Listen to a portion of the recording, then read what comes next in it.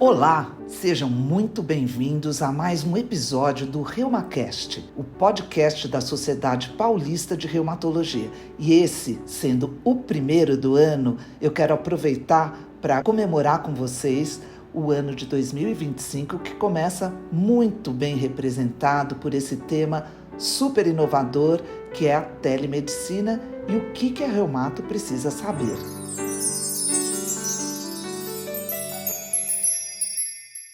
Eu sou Marina Quaresma, sou reumatologista, tenho a minha formação, especialização, mestrado, doutorado na Unifesp e hoje trabalho no Hospital Sírio-Libanês, num PROAD SUS, desde 2018, fazendo telemedicina e teleinterconsulta e nesse episódio nós vamos falar sobre o assunto telemedicina e o que a Reumato precisa saber, convidando para isso a doutora Adriana Mafaldo.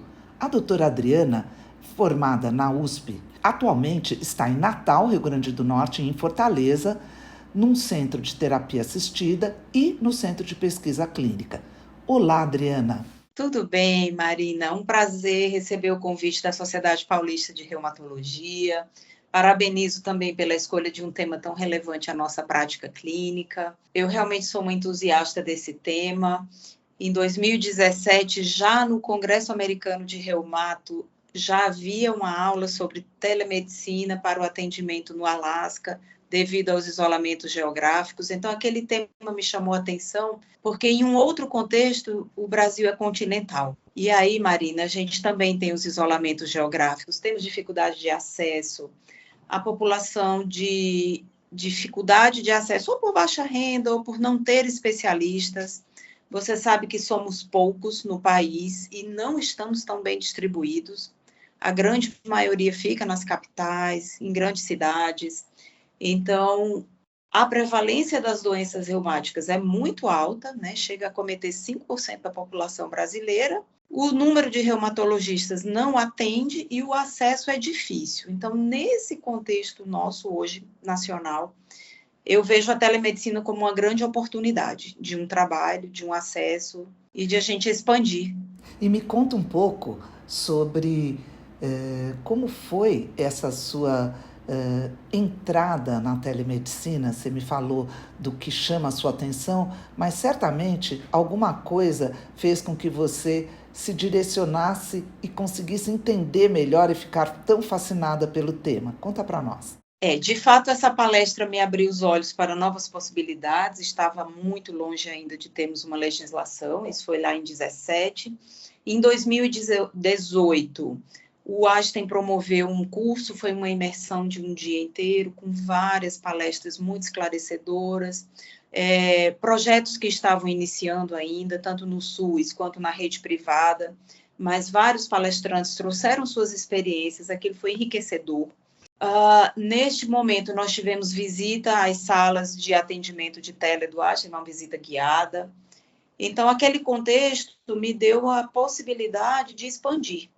Foi um momento que eu ainda estava em transição Natal-Fortaleza, que eu continuo até hoje. Eu precisava, né, dessa atividade nos 2 consultórios e eu me senti respaldada de fazer algumas consultas, nunca consulta de primeira vez, mas os retornos, o monitoramento.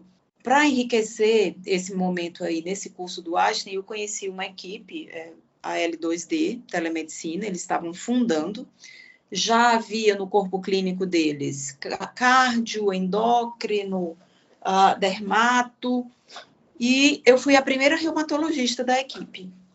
Desde então, eu trabalho com eles têm sede em São Paulo, mas eles também atendem em municípios de consórcios de município no interior de Minas. Também estão atendendo esses municípios no interior de São Paulo.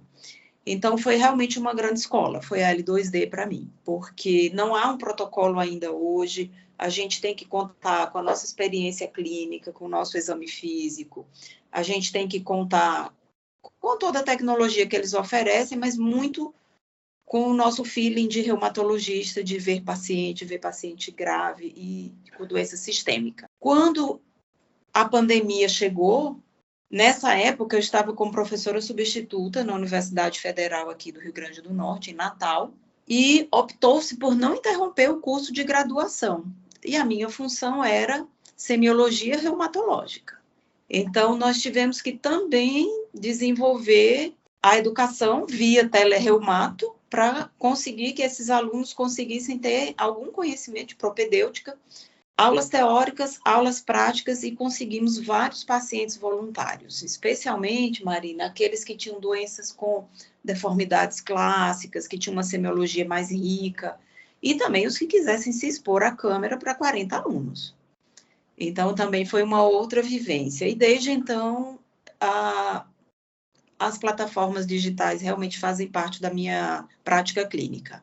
Então, eu quero contar para você, Adriana, um pouquinho, um resumo de como eu cheguei lá, porque eu cheguei por outras vias, né? Eu já não estou eu estou na área assistencial, não estou na área de educação mais, e eu prestei um concurso para ir trabalhar como reumatologista num projeto PROAD SUS, que, para quem não sabe, são projetos que tem uma parceria entre hospitais de excelência, entre eles está o Hospital Sírio-Libanês, o Hospital Albert Einstein, o HCOR em São Paulo, a Beneficência Portuguesa, e o Hospital Alemão Oswaldo Cruz, e o Moinhos de Vento, no Rio Grande do Sul.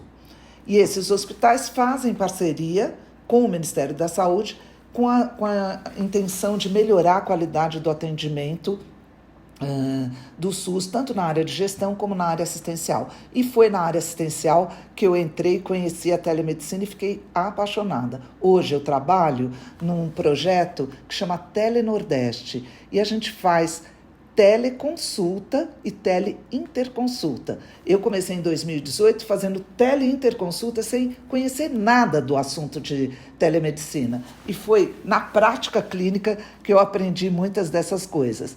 A coisa evoluiu tanto que a gente acabou fazendo um manual de telepropedêutica, eu em reumatologia, eram 17 especialidades, cada um fez o seu pedaço, a urologia, a dermato, e nós montamos um manual de telepropedêutica. Infelizmente, ele é propriedade do Ministério da Saúde e a gente não conseguiu resgatar, mas é nossa intenção que a gente possa publicar esse manual, porque eu acho que isso vai ser muito rico para todo mundo. Mas me conta uma coisa, para esse público que está nos ouvindo, qual é, de fato, a definição de telemedicina? É um mundo, né, Adriana? É um mundo. É uma técnica antiga, porque, na verdade, ela representa qualquer forma de entregar um serviço de saúde por meio digital. Mas, depois da pandemia, nós temos agora uma resolução do Conselho Federal de Medicina, de maio de 2022. Então, nesse documento está detalhado que o exercício da medicina, mediado por tecnologias digitais, de informação e de comunicação, tanto para fins de assistência, educação, pesquisa, prevenção de doenças e lesões, gestão e promoção de saúde. Então, esse é a nossa definição oficial, e isso vai, de fato, mudar a nossa prática, né? Então, conta para nós de forma mais detalhada o que muda na nossa prática. Qual é o impacto dessa modalidade de atendimento aqui no Brasil? Você já falou um pouquinho da extensão continental do Brasil, mas dá uma detalhada nesse assunto que eu acho que todo mundo aqui está interessado. Hoje, a Organização Mundial de Saúde, pelo menos dos últimos relatórios, ela coloca as doenças osteoarticulares como terceira causa de morbimortalidade no mundo. Só ficando em primeiro lugar doenças cardiovasculares e segundo lugar neoplasias. Então, veja bem, são doenças extremamente prevalentes, incapacitantes em potencial, com um número de reumatologistas reduzido, não é uma questão só Brasil, é de fato mundial, e, como a gente colocou antes, a distribuição concentrada em grandes centros. Então, esse paciente, ele atrasa muito, Marina, para chegar, você sabe disso, até um reumatologista. E aí eu vejo a telemedicina, e com essa possibilidade de regulamentação pelo Conselho Federal, o acesso ao reumatologista ele ficou mais viável, ele é acessível agora, né? Não importa essa população. Desde que você conecte esse paciente ao reumatologista, e esse é o grande desafio, como conectar esses dois pontos. Mas eu vejo um ganho enorme em poder avaliar precocemente os benefícios de quem vai ter esse diagnóstico e tratamento, monitorar terapia, educar o paciente, a família, a própria equipe de saúde, você pode fazer essa educação continuada.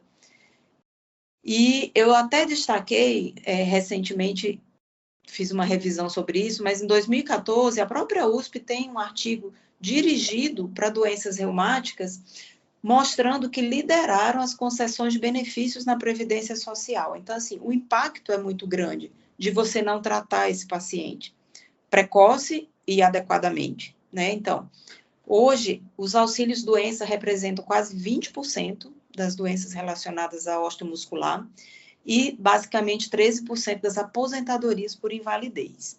Eu acho esse tema extremamente relevante, ele é pertinente ser discutido, ser readaptado e implantado. Eu concordo com você plenamente. O que eu percebi durante esse trabalho, inicialmente eu fazia um trabalho mais na área de regulação, ou seja, priorizar quem de fato precisava do atendimento presencial com o reumatologista e limpar literalmente a fila de espera com os casos que podiam ter uma solução viável na unidade básica de saúde. O que a gente percebe é isso que você está dizendo. Há uma perda da janela de oportunidade de tratamento, o que impacta tremendamente na evolução desses casos, que geralmente afetam pessoas jovens, que evoluem para sequelas. E o trabalho atual que eu faço é um trabalho de telemedicina e teleinterconsulta, onde a gente está capacitando o médico da unidade básica de saúde a ter esse olhar para fazer o diagnóstico precoce e iniciar o tratamento. Para isso, a gente criou algumas alianças. Aliança com a farmácia, aliança com o laboratório, aliança com a imagem. E com isso, fazendo isso numa cidade pequenininha do interior da Bahia e do Ceará, a gente consegue entender quais as dificuldades que a gente enfrenta usando uma plataforma que nós desenvolvemos no Hospital Sírio-Libanês. Isso está fazendo com que a gente teste essa plataforma e ela possa virar um produto com todos os protocolos. Acho que é isso que está faltando para que a gente desenvolva uma melhora do diagnóstico precoce nesses pacientes e acesso ao tratamento. Eu acho que você tem toda a razão sobre isso.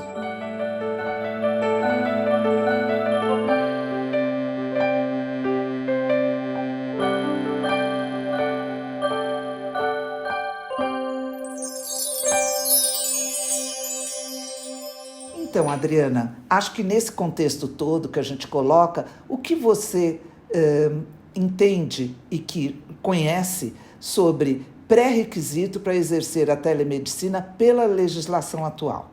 Marina, essa pergunta é extremamente importante, porque uma conversa no WhatsApp não é telemedicina, nós sabemos disso. A gente precisa de alguns requisitos para tornar o nosso procedimento um ato médico. E ele tem responsabilidades legais. E o CFM coloca que o médico deve possuir uma assinatura digital qualificada num padrão ICP Brasil, e inclusive eles fornecem uma assinatura gratuitamente. Você pode escolher outra que for mais adequada para a sua plataforma, mas o próprio conselho disponibiliza essa ferramenta. Então, isso garante que você tem documentos legais, com ofícios para perícias, para afastamentos de trabalho, para drogas de alto custo, você conhece todas essas necessidades. Você também tem que decidir se o modelo da consulta ele vai ser síncrono ou assíncrono, online ou offline. São 2 modelos, mas você pode escolher qualquer dos meios de tecnologia e lembrar que isso tudo conta dentro do território nacional. Eventualmente, há essa demanda externa, mas nossa regulamentação é nacional. O prontuário, a sua plataforma, deve conter os requisitos de um sistema de registro eletrônico de saúde. Isso aí é um prontuário eletrônico, com uma plataforma estabelecida, que garanta o LGPD, a Lei de Proteção de Dados desse paciente que está sendo atendido, que tenha sigilo, O ideal é que a sua própria plataforma de atendimento, que representa o seu prontuário, já emita um termo de consentimento livre e esclarecido. À medida que o paciente acessou a câmera da videochamada, esse documento automaticamente está assinado por ele, ciente, né, de todo o procedimento. O ideal também é que essa consulta não seja um ponto isolado, ela esteja dentro de uma linha de cuidados do paciente. E isso vai poder envolver o quê? Segurança, a qualidade da assistência médica, a necessidade de você transformar esse atendimento virtual em um atendimento presencial, na evidência de riscos, e considerando sempre que a consulta médica presencial permanece como padrão ouro. Então, havendo essa consulta presencial, no máximo com intervalo de 180 dias. Então, você não pode manter um paciente por um ano no modo virtual, tá? Então, o CFM estabelece aí esses 6 meses como um time máximo de segurança, você podendo reverter em qualquer momento que você identifique a necessidade. E o CFM sugere que modalidades de tele? Eles classificaram 7 subtipos, né, da telemedicina. Você já falou bem da teleconsulta e da teleinterconsulta, que são fundamentais para a gente ajudar os colegas de outras especialidades, porque a reumatologia se toca com quase todas as outras áreas, então a gente tem muitas demandas. O telediagnóstico, ele entra, para o pessoal também a telecirurgia, teletriagem, que você também comentou muito bem, a eficácia disso aí para um serviço, quanto você restringe o que não seria prioridade para aquele momento. A teleconsultoria, quando você realmente vai avaliar os outros serviços. E eu diria que para reumato, Marina, o telemonitoramento é fundamental. Nós lidamos com doenças crônicas, fazemos ajustes diários de medicação, o paciente tem flare, tem atividade, você consegue com o telemonitoramento definir métricas, reavaliar planejamento terapêutico, né? Que estratégia que você vai usar para aquele paciente. Então, essas 7 modalidades, eu diria que elas se encontram muito com a jornada do paciente.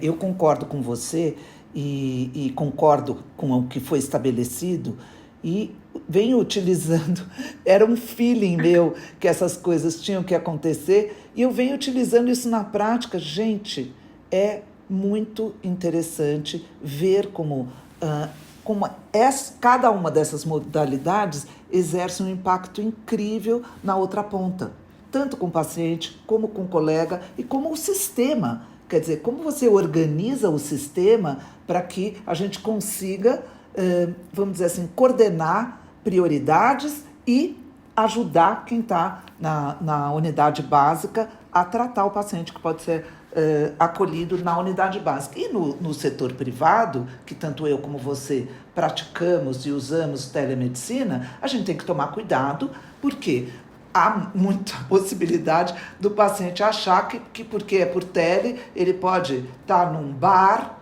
ou estar andando na rua e fazendo telemedicina com você. Não, gente, nós colocamos limites, tá? Tanto o médico tem que ter uma postura na frente da tela, como se ele estivesse no consultório e ele está na frente do paciente, e o paciente também tem que ter manter esse sigilo, manter essa postura para que ele não se disperse e que isso não vire uma conversa de boteco, pelo amor de Deus, não dá.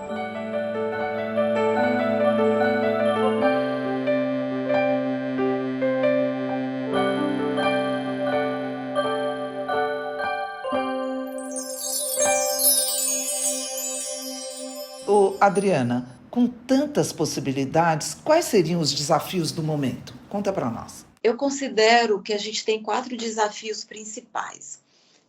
Você comentou bastante das dificuldades de se implantar um sistema de tecnologia de informática em lugares remotos.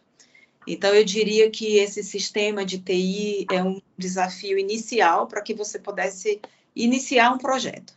Segunda coisa, que vem junto da tecnologia também, alguns lugares têm acesso aos wearables, né? Então, você tem teleestetoscópio, você tem o watch, você tem muita tecnologia vestível, né? Que seria a tradução ao pé da letra, e a gente não vai contar com tudo isso. Eu não tenho o monitoramento desse paciente em tempo real, frequência, saturação, até glicemia, enfim.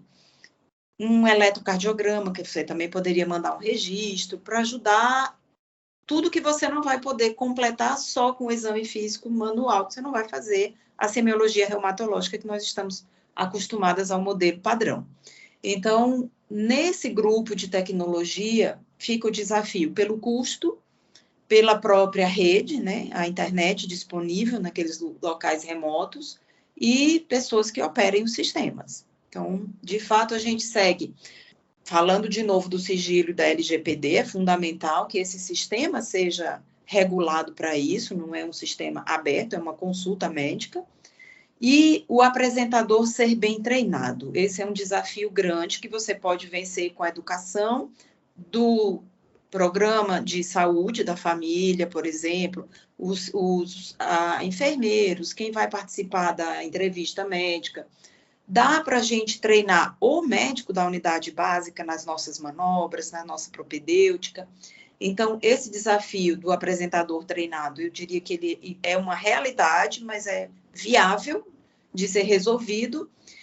E, sem dúvida, o maior desafio é a telepropedêutica, porque, às vezes, nós desejamos ainda examinar uma articulação, né, como estamos acostumados. De toda forma, com o olhar treinado, como já temos, a gente consegue identificar muita coisa só na semiologia, estática e dinâmica. E aí a palpação fica ali em um segundo plano, ainda desafiador. Eu concordo plenamente. Foi quando a gente escreveu esse manual de telepropedêutica, você sabe que eu até fiquei surpresa com a riqueza que tem na literatura, principalmente dos países estatizados, porque eles têm que fazer a reumatologia chegar em locais que normalmente, como a gente, eles são muito menorzinhos, mas se você pensar numa comunidade europeia toda estatizada e eles terem centros de referência que ficam longe entre os países, né, eles precisam fazer a reumatologia chegar nesses pontos. E foi muito interessante, mas a nossa vivência na prática clínica fez com que a gente fosse muito criativo, pedindo para os pacientes fazerem manobras que são muito úteis para fazer um diagnóstico de túnel do carpo, pedindo para os pacientes mostrarem a mão, fazerem movimentos, fecharem os dedos, movimentarem o punho, flexão, extensão, lateralização e muitas vezes, uma coisa que eu acho que é super importante alertar, é melhor que o paciente tire uma foto em luz do dia e sem aumento, para que você veja, porque muitas vezes o vídeo não dá uma clareza. É verdade, eu concordo. E algumas vezes eu tive que pedir para o médico da unidade básica pôr o paciente na maca, executar uma manobra de quadril, de joelho, e eu fiquei acompanhando o movimento, ensinei como seria, e certamente aquele colega que estava naquela unidade, considerando que cada turno da semana ele foi assistido por um especialista diferente, ele estava quase fazendo uma residência, né, Marina?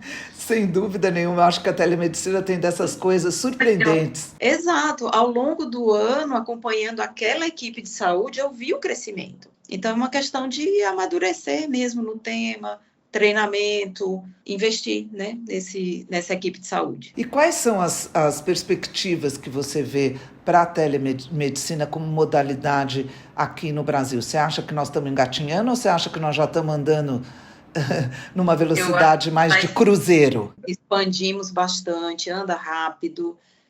O setor privado também incorporou como uma facilidade. Quase todos as operadoras de saúde têm o serviço de tele. O que eu acho mais assim, maravilhoso, por exemplo, tele-UTI, né? O longitudinal de uma UTI à distância está no Einstein, né? Teleoftalmo, a gente não imaginaria alguma coisa assim. Eu acho que as perspectivas são boas, está em expansão ainda, tem que amadurecer, né? Você sabe, nessas enchentes no Rio Grande do Sul, eu entrei como voluntária no Teledoc, e a gente conseguia emissão de documentos, algumas queixas, resolver, porque tudo foi perdido, né? Prontuários, atendimentos, mas o paciente continuava lá, sem nenhum suporte. Então, eles fizeram um trabalho voluntário e convidaram algumas pessoas. Veja, então, gerenciamento de catástrofe também entra nesse contexto. Obviamente, eu entrei só na nossa área específica da reumato. Mesmo assim, dá para ter um impacto positivo na vida dessa pessoa. Eu acho que a telemedicina está trazendo para nós cada vez mais surpresas gostosas e emocionantes de fazer muito daquilo que a gente sabe chegar em pontos isolados, trabalhar em épocas de emergência, como foi a enchente, como são os terremotos e tudo mais, e fazer chegar o cuidado, o atendimento, a assistência para esses pacientes. Maravilhoso, eu concordo plenamente com você. E eu queria fazer só um breve relato sobre tele-UTI. Nós tivemos um projeto de tele-UTI, eu participei várias vezes como consultora nesse projeto PROAD, que chamava tele-UTI, e nós fizemos visitas e muitas vezes com pacientes com doenças autoimunes, como lúpus e tal, e eu ajudando, era num hospital na Ilha do Marajó. Olha, gente, na Ilha do Marajó a gente fez chegar a reumatologia dentro do UTI. Eu acho isso incrível, de uma forma, vamos dizer assim, muito bem organizada, porque quem estava lá foi treinado por nós para nos ajudar e nós ajudarmos a coordenar isso. Então foi muito legal. Agora, eu gostaria das suas palavras sobre a sua visão sobre futuro. E nós estamos chegando ao final desse episódio. Eu gostaria, de fato, que você primeiro desse as suas considerações finais e queria agradecer também a sua participação, dividir conosco essa riqueza que você vem vivendo desde 2017 e eu desde 2018, podendo participar com você. Eu acho que isso é muito rico. É riquíssimo. E compartilhar as experiências. Eu diria para os colegas que ainda não entraram, e é difícil que alguém não tenha entrado de alguma forma nesse mundo da telereumatologia, que o façam, porque os pacientes precisam encontrá-lo. Eles têm capacidade e a gente fica se questionando sempre naquele melhor modelo acadêmico. Eu quero estar presente, realizar o exame físico, mas algumas pessoas não têm nada. E às vezes ele tem um generalista que tem muita boa vontade, mas ele não tem conhecimento das doenças complexas que nós tratamos. Então, às vezes, a sua teleinterconsulta de pontuar, de fazer um diagnóstico, de guiar aquele raciocínio clínico, fez toda a diferença no desfecho. Então, valorizem esse conhecimento, a semiologia, a vivência. Eu diria que a teletriagem vai ajudar bastante, especialmente os serviços públicos. A teleconsulta é uma realidade para o consultório privado, para o público. E o telemonitoramento nós temos que apostar mais, porque dá para ter o controle desse paciente muito rigoroso quando você envolve ali farmacêutico, enfermeiro, fisioterapeuta, a própria educação em saúde desse paciente, desses familiares, as métricas, né, Marina, especialmente na pesquisa clínica. Hoje a gente já consegue fazer uma consulta por tele. Os protocolos já vêm dizendo, pode ser tele, pode ser presencial, então a gente tem um mundo de possibilidades resguardados pela lei, seguindo a boa prática médica, né? Medicina baseada em evidência segue, mas abrindo também para leque de novas possibilidades. Sem dúvida, Adriana, acho que esse é um tema fascinante. A gente podia ficar aqui horas falando sobre o assunto, mas está na hora da gente terminar. Eu queria te agradecer muito pela sua participação, agradecer a todos vocês, ouvintes, por acompanhar até aqui esse nosso episódio, que eu espero que tenha contribuído muito para a formação e para a informação de vocês. E nos próximos episódios nós vamos continuar trazendo temas de relevância para a reumatologia e eu encerro por aqui. Até a próxima. Até a próxima. Um abraço, Maria.